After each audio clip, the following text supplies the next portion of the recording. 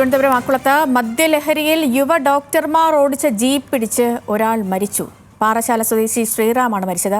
ഡോക്ടർമാരായ വിഷ്ണു, അതുൽ എന്നിവരെ തുമ്പ പോലീസ് കസ്റ്റഡിയിലെടുത്തു. മനഃപൂർവ്വമായ നരഹത്യയ്ക്ക് കേസെടുക്കും. മീര മനോഹരനുണ്ട്. മീര, എപ്പോഴായിരുന്നു സംഭവം?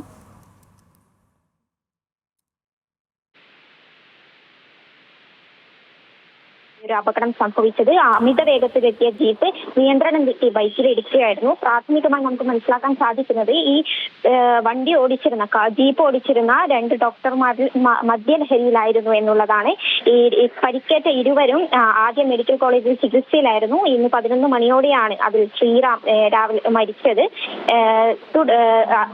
കൂടെ പരിക്കേറ്റ ഷാനു ഇപ്പോഴും ചികിത്സയിലാണ്. നിലവിൽ ഈ ജീപ്പ് ഓടിച്ചിരുന്നവരെ പോലീസ് കസ്റ്റഡിയിൽ എടുത്തിട്ടുണ്ട്.